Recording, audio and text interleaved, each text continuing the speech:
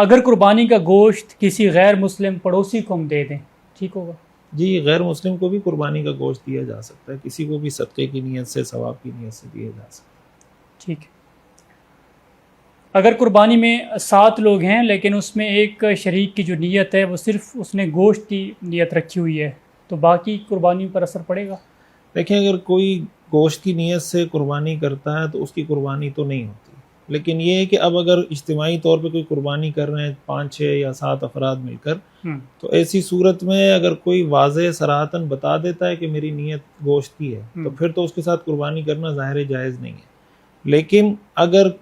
کسی نے بتایا نہیں تو ظاہر ہمیں پتہ بھی نہیں چلے گا کہ اس کی نیت ہے یا نہیں۔ اگر کوئی واضح خود کہہ رہا ہے اپنے یعنی صراحتاً کہہ رہا ہے کہ میں گوشت کی نیت سے کر رہا ہوں تو اس کے ساتھ تو ظاہر قربانی کریں گے تو کسی کی بھی قربانی نہیں ہوگی۔ لیکن اگر پتہ نہیں ہے تو اس کا طریقہ بنیادی طور پہ یہ ہوتا ہے کہ قربانی سے پہلے سب کو ایک دفعہ کہہ دیا جائے کہ بھائی سب نیت کر لیں اخلاص کی، اللہ کی رضا کے لیے قربانی کی نیت کر لیں، تو ظاہر ہے ہم دلوں کے حال تو نہیں جانتے، صراحتاً کوئی کہہ دے تو پھر ظاہر نہیں ہوگی قربانی، نہیں ہوگی۔ ٹھیک ہے، بالکل۔ مفتی رشید صاحب آپ سے سوال یہ ہے کہ کیا قربانی کرنے والے کے لیے ذی الحجہ کا جو چاند ہے وہ نظر آنے کے بعد بال اور ناخن وغیرہ کاٹنا منع ہوتا ہے؟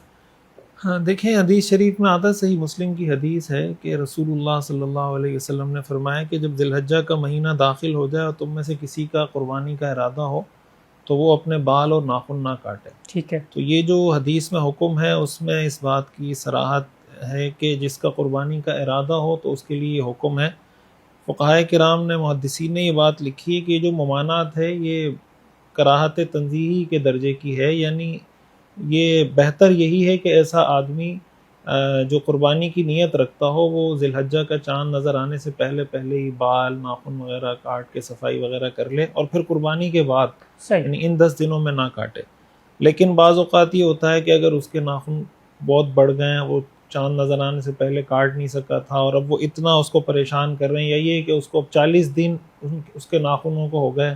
اور اب اتنے زیادہ بڑھ گئے، تو پھر ایسی صورت میں ظاہر ہے کہ اس کو کاٹ دینے چاہیے، اس لیے کہ اس طرح کی صورتحال میں 40 دن سے ناخنوں کو بڑھانا یہ حدیث کے اندر صراحتاً اس سے منع کیا گیا ہے۔ باقی جو لوگ قربانی کا ارادہ نہیں رکھتے، جن پہ قربانی نہیں ہے، تو ان کے لیے حدیث میں ایسا کوئی صریح حکم نہیں ہے کہ وہ ناخن یا بال نہ کاٹیں، وہ کاٹنا چاہیں تو کاٹ سکیں۔ ٹھیک ہے۔